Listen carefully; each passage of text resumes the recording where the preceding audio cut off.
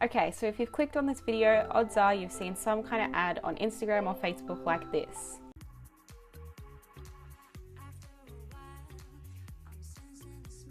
Then you're in the same spot that I was a few months ago. Today I'm going to be taking you through my review of the Sand and Sky Pink Australian Clay Mask.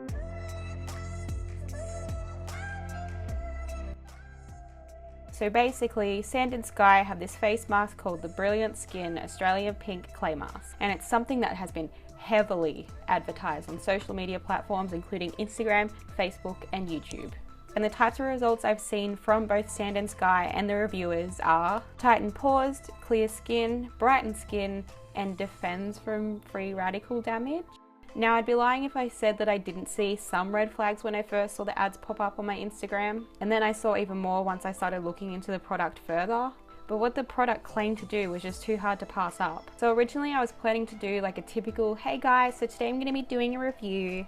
But since, spoiler alert, the product literally did nothing, I realized it was going to be like a 45-minute video of my skin being the exact same in every clip. So now I've decided to dedicate this video to figure out what went wrong.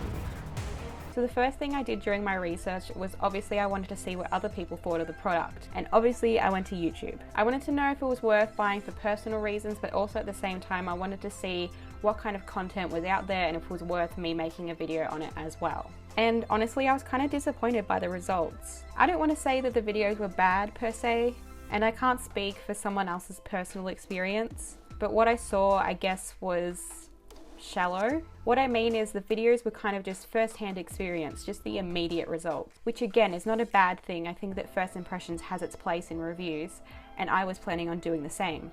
But also I believe that you can't truly test a skincare product in such a short period of time. Things aren't going to change your skin that much instantaneously. Which, by the way, brings me into one of my first red flags. By selling all these promises that are going to happen within 10 minutes, I think you're kind of setting yourself up for failure. Skincare products are not like makeup. You're not going to see a product's full potential from a first impression. You're dealing with a complex organ. You need time and consistency to allow your skin to heal and make those changes. Anyways, another thing that I noticed when doing my research was a lot of sponsored content. Like a lot of sponsored content. Like the majority of the top results on YouTube are all sponsored videos. And if you look through the Sand and Sky Instagram page, you'll see a bunch of content that's made through sponsorships, which actually is red flag number 2 for me. You were probably thinking the same thing as I was. It's such a hyped up product, it must be great. But what if all that hype was completely fabricated? I'm not saying that anybody who tried the product through sponsorship is lying or being misleading, but if it was such a great product, don't you think that the sponsor to unsponsored content would be a little bit more even? You can check yourself. Look up Sand and Sky on YouTube, click on each video, scroll down and check how many of those videos mention a sponsorship. Again, nothing against these girls that are doing these sponsorships. I don't think there's anything wrong with anybody doing sponsored content. And I also really appreciate the fact that almost all of the girls were super upfront and honest with the fact that they were being sponsored. But one thing I did notice at the end of searching for all the sponsored content was this one girl who didn't mention in the video or in the description that she was in any way affiliated with Sand and Sky, and I was just about to mark her down as an unsponsored video. Then I noticed the link that she left for the product, and I realized the link ended with her YouTube name. And then once you click on the link and you look at the URL, it says Sammy YT, which obviously YT stands for YouTube. So I'm thinking she's either sponsored. If not, she was at least given an affiliate link, which means she would probably get some kind of income from you buying the product from clicking that link. So, boo! So that's definitely something to keep an eye out for when you're looking at reviews. But anyways, to conclude this hashtag spawn thing, I guess it's just a personal preference that I want to watch a review of a product that isn't hashtag spawn. And the ones that weren't hashtag spawn just didn't really give me the info that I felt I needed. Okay, so now I guess I'll take you through the result. So what I did was I figured out the main problem areas of my skin and then combined them with the supposed results that both Sand and Sky and also other reviews have claimed. Then I decided to document these main 4 areas of my face during the process.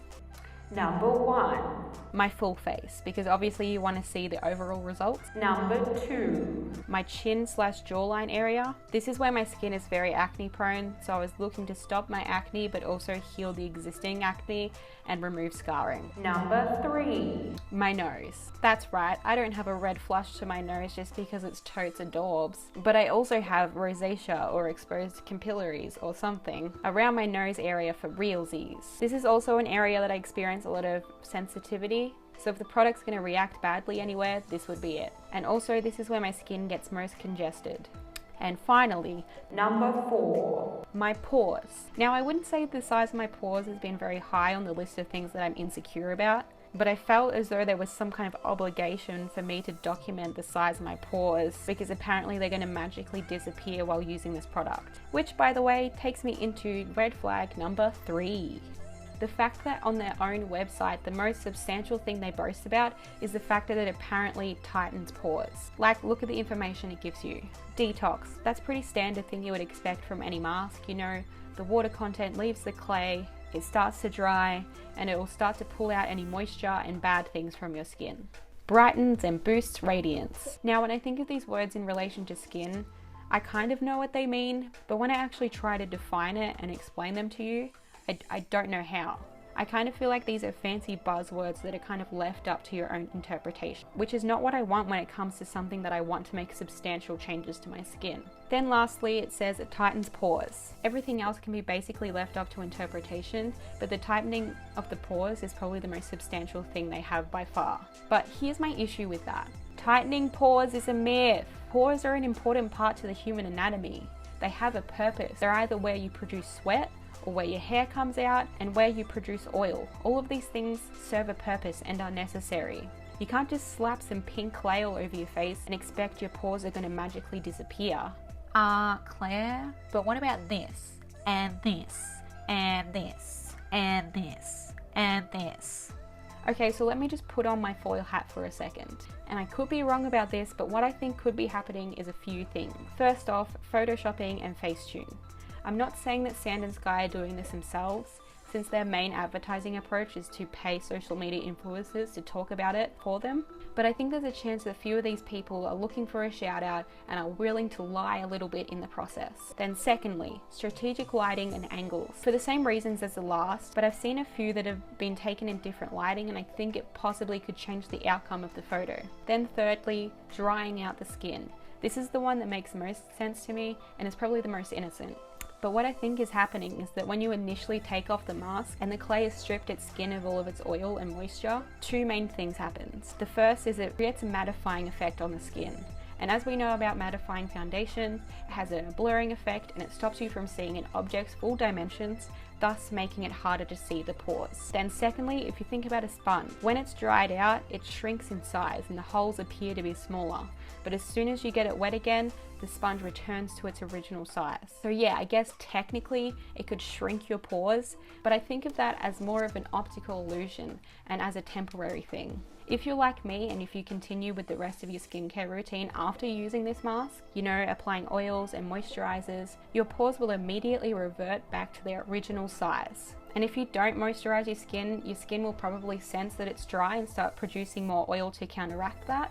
Or your skin might stay dry, but long term you'll end up doing more damage than good by keeping your skin stripped of moisture. Like I said, the skin produces oil for a reason. Okay, so here are the results. So these ones are the results before and after immediately using the mask. And as expected, nothing has really changed. If anything, you can see that my skin is more red than before, which for me isn't that much of a shock since I do have such pale skin.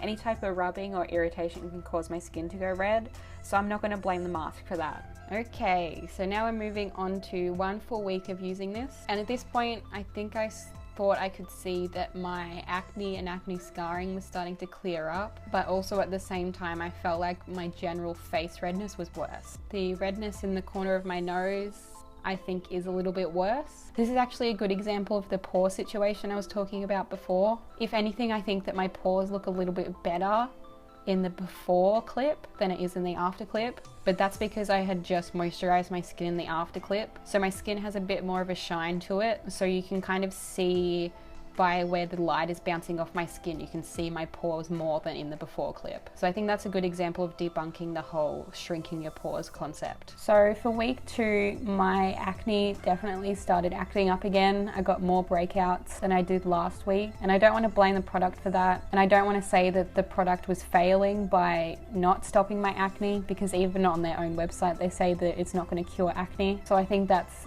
kind of unrelated to the product, but other than that, there's no real major changes to my skin, I don't think. The rosacea around my nose, I feel like it might look slightly better, but basically the same as far as I can see. And surprise, surprise, my pores don't look any different. But I do think overall my face looks a bit clearer. I think there's a bit more of an even skin tone I can notice there.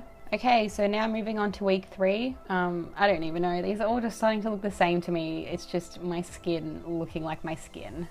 I've got some acne, I've got some redness, it's just the exact same. I think this is the point where I realized that the product was aggravating the redness around my nose, so I ended up stopped using it for week 4. Again, my pores don't look any different. Like, I feel like I could easily swap the before and after around and pretend that the one that's after is actually the before one, and I could use that as a good example of my pores shrinking. One other thing that I want to point out in this, that I don't know what's happening with my camera, but I almost feel like it's got some kind of face blurring technology or something. So if you look at the after clip of my full face, when it's still zoomed in, you can still see what my face really looks like. But once I zoom out, you can almost see this blurring effect that comes onto my skin right now. Like, my forehead just looks completely blurred out. Yeah, so I think you would have to take the full face shots with a grain of salt, because I don't think they're completely realistic. Okay, now moving on to 4 weeks of use, and again, looks the exact same. Can you imagine if I did a genuine review out of this? It actually would be the most boring video ever. Blah blah blah, same same same. By week 4, I'd stopped using it on my nose, so I didn't even bother putting in a clip of my nose, and I just went straight to my pores. And now for the full face shot. And you can probably see it do it again where it blurs my face out. Can you see that? Can you see how blurred my face is? Like, what's happening? I feel like I need to check my camera settings. Or maybe not. Overall, it was kind of just a nothing product for me. It barely did anything to my skin. If anything, it made my skin worse in terms of redness and sensitivity. But again, that's not the mask's fault, that's just my skin type. Which leads me into my 4th and final red flag. It's a mask. How much can a product actually do that you only wear for 10 minutes 2 times a week? Is it even logistically possible to make any kind of major changes to your skin in such a small period of time? I think my favorite beauty reviewer, Stephanie Nicole, said it best in her video. So mud masks and sheet masks and all of these things are never going to make up for a skincare routine that's lacking. You can't think that you're just going to use a makeup wipe on your face maybe every other day or whenever you feel like it, and then maybe once a week or even twice a week do a mud mask and your skin is going to be in perfect condition. It doesn't work that way. So I find mud masks a nice treat, maybe something that if I've had a stressed out day at work, I can come home, run a warm bath, put a mud mask on, and I'll put on some nice music and relax in the tub. I think that masks are a luxury. They're fun for pampering and to feel special. But when it comes to making substantial changes to your skin, I just don't think it's possible logistically for a mask alone to do anything. Now, I don't want to say this is a terrible product, because there seems to be people out there who actually loved it, and there also seems to be some convincing evidence to prove that it actually works. And I also understand that not all skincare products are going to work in the same way for everyone, and Sand & Sky have even said it themselves at the bottom of their website. By watching this video, you can probably tell that I have more of an issue with their advertising approach. And then I probably have even more of an issue with the whole Instagram beauty world as a whole. Like, all you have to do is have enough aesthetically pleasing posts on your page with pretty girls posing with the product, and then yep, that's good enough for me. Like, what? What about showing the product actually work? Nope, she has pink stuff on her face and she's holding the jar next to her. It must work. What? That makes no sense. Look, she's put the stuff on her face and now she's taken it off and she's pointing at her skin a lot. Like, what more could you want? Anyways, I should stop now because I could probably go on about the Instagram beauty world all day long. Hi.